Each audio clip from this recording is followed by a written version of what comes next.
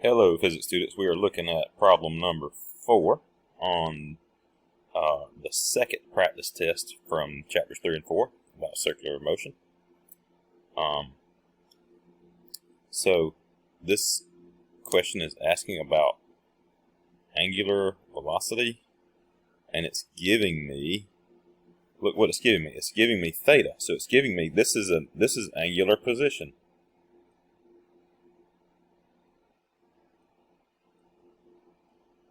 So imagine it not even having the word angular in front of it. If you're looking at position and you want to know velocity, what are you looking for? You're looking at the slope. What is the angular particle? What is the particle's angular velocity at 1 second? That would be right in here. So what's the slope of this? Rise over run. The rise would be 4 pi. The run would be 2 seconds.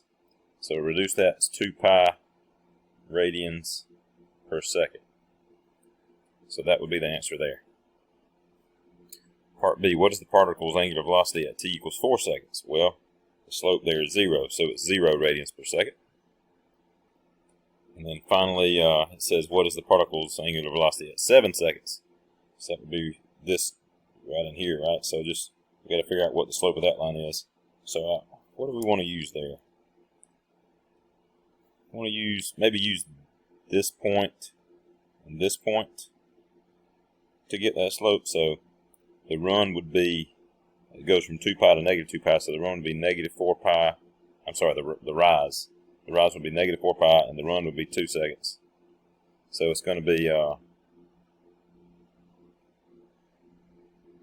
negative 2 pi radians per second.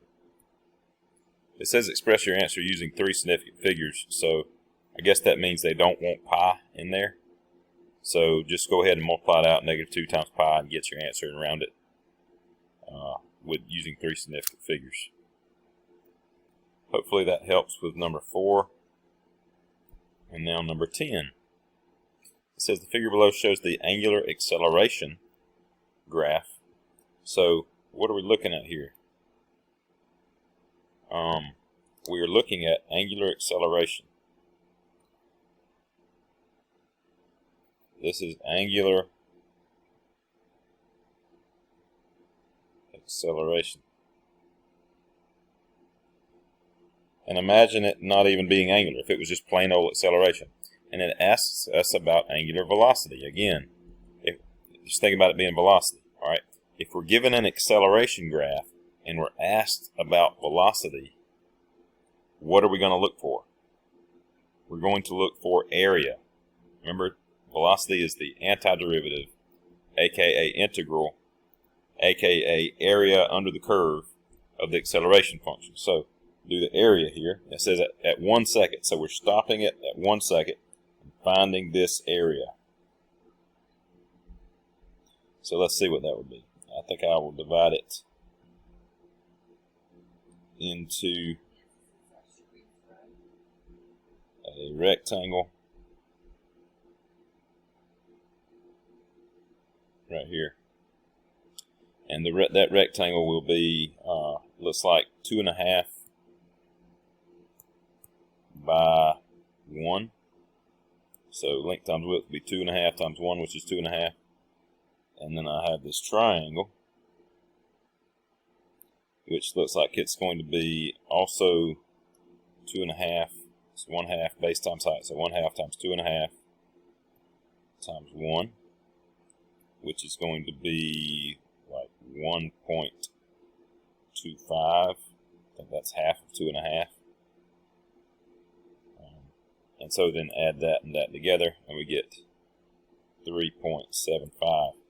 So let me just make sure I'm looking at the problem right before I tell you that that's the right answer. It says it starts from rest. That's important. It starts from rest. That means its initial velocity is 0. So if it did not start from rest, you'd have to add the initial velocity to the answer we just got for the area. Since it starts from rest, then the answer should be 3.75 radians per second.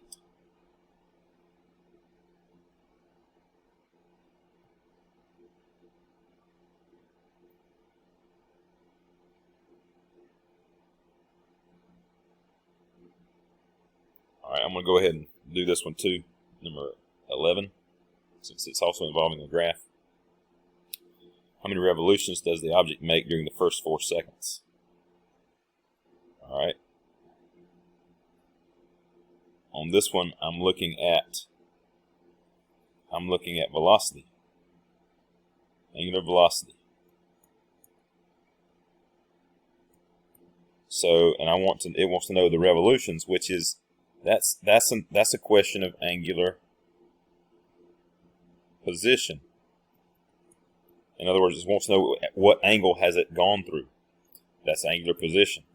So if I'm looking at velocity and I want to know about position, I'm also going to go for the area.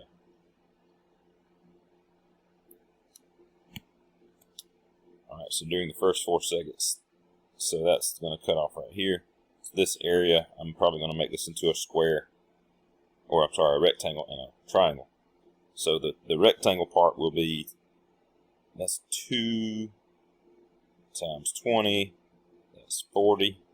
And the triangle part is going to be 1/2 times 2 times 20, which is 20. So that totals out to 60.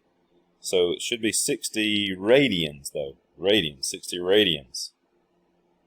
It wants to know revolutions. So I need to change that to revolutions. So there's 2 pi radians in 1 revolution. So that's going to be 60 divided by 2. That's 30 over pi. They want 2 significant figures, so just do that in the calculator and get your answer into 2 significant figures. And the units will be revolutions. And that should be enough to help you do number 11. Alrighty. Good luck with the rest of that. Let me know if you need more help.